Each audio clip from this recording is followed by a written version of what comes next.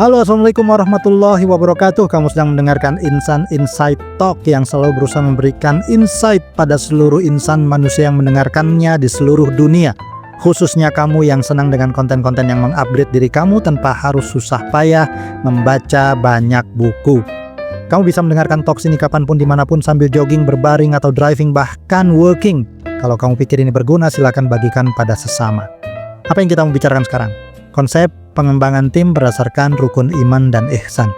Dalam konten sebelumnya kita sudah mendengarkan bagaimana ritual dan aktivitas yang ada dalam rukun Islam bisa membuat tim kita menjadi solid jika menjalankannya dengan benar, dengan baik dan benar. Maka sekarang untuk mengunci hal tersebut, kalian butuh untuk memahami hal berikut ini. Kenapa saya katakan mengunci? Mengunci kebaikan dari ritual atau aktivitas dalam rukun Islam, yaitu setiap aktivitas yang kita lakukan secara rutin pasti semangatnya akan naik dan turun. Itu pasti. Kita lakukan berulang-ulang, terus menerus, ada rasa jenuh, bosan, semangatnya akan turun. Atau nanti ketika ada pemicunya, ada bonus dan sebagainya, walaupun rutin, semangat akan naik. Dan ketika kejenuhan sudah menyerang, pasti semangat kerja akan turun, efeknya kualitas hasil juga pasti menurun. Dan ketika salah satu anggota tim kualitasnya menurun, maka itu akan memengaruhi kualitas hasil kerja dari anggota tim lainnya. Dan kemudian dampaknya terjadi konflik interpersonal karena yang satu minta bahwa orang yang turun semangatnya itu tetap dengan hasil yang baik. Dan ketika itu tidak bisa dinaikkan hasilnya, mulailah konflik interpersonal dalam internal tim. Dan kamu sudah bisa tebak apa yang akan terjadi seterusnya. Tim menjadi kacau, semangat kerja menurun, hasil menurun, tentu berdampak pada penghasilan perusahaan yang ikut menurun. Dengan konsep yang kita bahas ini, walaupun pekerjaan dilakukan sebagai rutinitas, semangat kerja bisa tetap terjaga. Apa saja yang bisa kita pelajari dari rukun iman dan ihsan?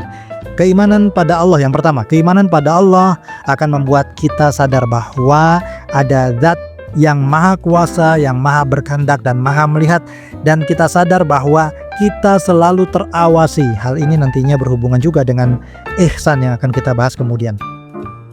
Yang kedua, keimanan pada malaikat. Dan kemudian ketiga, kepada para nabi Allah atau utusan Allah. Maka berikutnya kita juga akan beriman pada pesan-pesan Allah yang dibawa oleh para nabinya, yang menjadi pedoman hidup, sehingga otomatis kita akan beriman pada kitab Allah.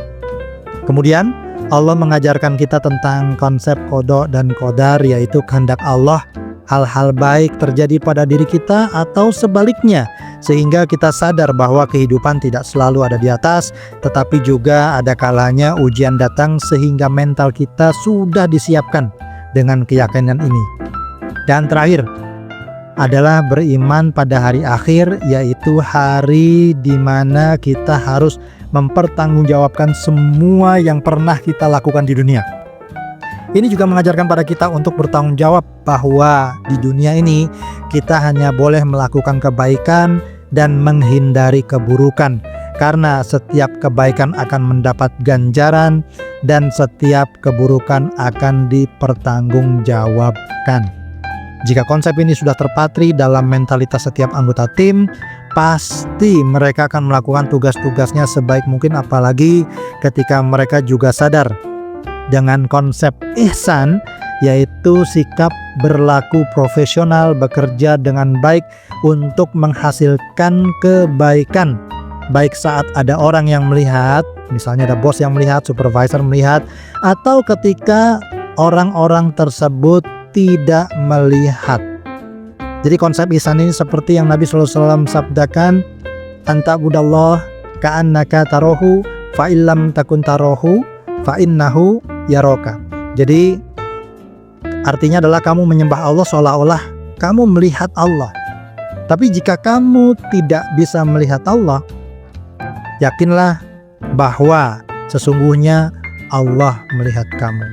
Jadi dengan konsep ihsan ini yang dijalankan dengan baik dan benar, maka tidak mungkin anggota tim mengambil sesuatu yang bukan haknya, mengambil uang perusahaan, mencuri waktu kerja, dan lain sebagainya. Dengan konsep ihsan ini juga anggota tim akan melakukan tugasnya seprofesional mungkin. Kalian membutuhkan pelatihan leadership berbasis spiritual intelligence? Hubungi kami.